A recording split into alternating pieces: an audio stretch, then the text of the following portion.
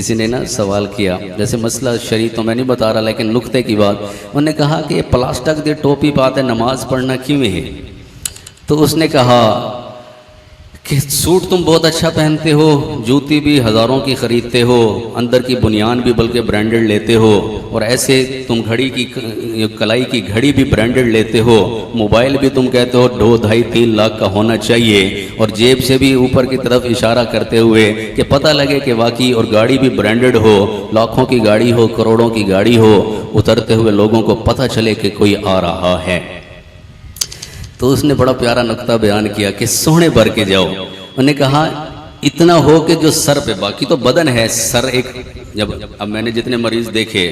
پاؤں کٹے بھی دستیاب ہیں، ٹانگ کٹے بھی دستیاب ہیں، حتیٰ کہ گردہ فیل ہو جائے پھر بھی زندگی بچ جاتی ہے، جگر کافی سارا فیل ہو جائے تو اینڈ تک چلتا رہتا ہے جب تک and stage of hepatic failure نہ آ جائے، رینل فیلئر بھی جب بالکل کریٹینین یوریا لیول ہائی اپ ہو جائے پھر جا کے سانسیں اکھڑنا شروع ہوتی ہیں، پولر اوفین ہو جائے یا سانسیں بند ہونا شروع ہو جائیں۔ They are different causes of death in books of sciences نا، سائنس کی کتابوں میں بہت سارے جوابات ہیں موت کیا ہے۔ تو انہوں نے کہا کہ جیسے باقی بدن ہے اور ہاتھ کٹ جائے، بازو کٹ جائے، حتیٰ کہ میں نے ایک رائمنڈ مرکز میں دیکھا، بیرون حلقے میں فارنر مہمان تھے، وہ میں ادھر گیا تو میرا دل دھک سے رہ گیا، وہ سویا ہوا تھا لیکن منظر کیسا تھا، غالباً جو مجھے یاد آ رہا ہے ایک ٹانگ تو اس کی یہاں سے کٹی ہوئی تھی، ساتھ بیساکھی پڑی ہوئی تھی، یہ فارنر مہمان ہے، پتہ نہیں کہاں کا، یورپ کا ہی ہوگا غالباً، تو اس کی ٹانگ بھی کٹی ہوئی تھی، اور غالباً مجھے غور، ابھی کافی سال ہو گئے، اس کا ایک سائیڈ کا بازو بھی کٹا ہوا تھا۔ وہ ایک ٹانگ اور ایک بازو سے ہزاروں کلومیٹر دور سفر کر کے پاکستان میں آیا ہے،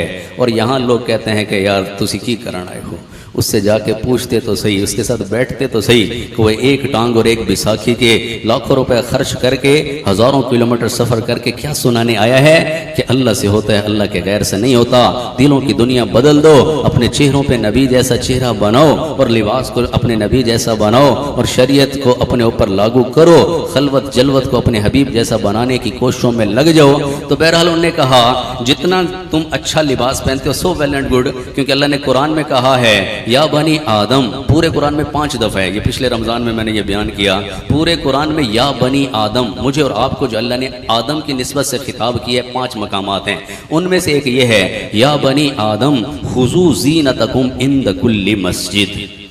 کہ اپنے آپ کو اس کا مفہوم ہے کہ سونے بڑھ کے مسجد آیا کرو۔ تو نقطہ جو میں بتانا چاہ رہا تھا، انہوں نے کہا سب چیزیں خوبصورت ہیں، تمہارے جوتا، کپڑا، لباس سب کچھ خوبصورت ہے، جو سر پہ تم کپڑا یا امامہ یا پگڑی یا ٹوپی سجا رہے ہو، انہوں نے کہا میرا مشورہ یہ ہے کہ اس سارے لباس سے وہ قیمتی ہونی چاہیے۔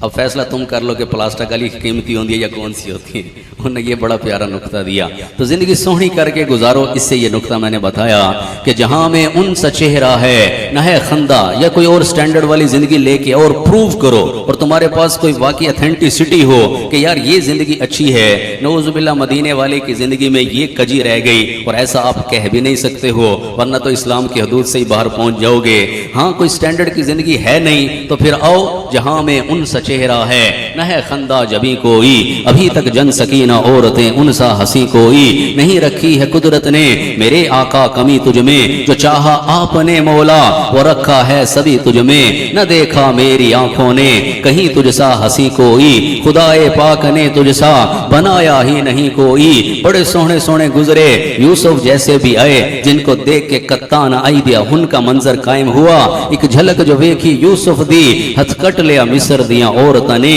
اتھ بن ڈٹھیاں اندے نا اتوں، لکھا سر کٹوائے جاندے نے، حسین و جمیل اور سوہنی زندگی گزارو۔ قبر میں میرے اور آپ سے، میرا اور آپ کا ہی سوال ہونا ہے،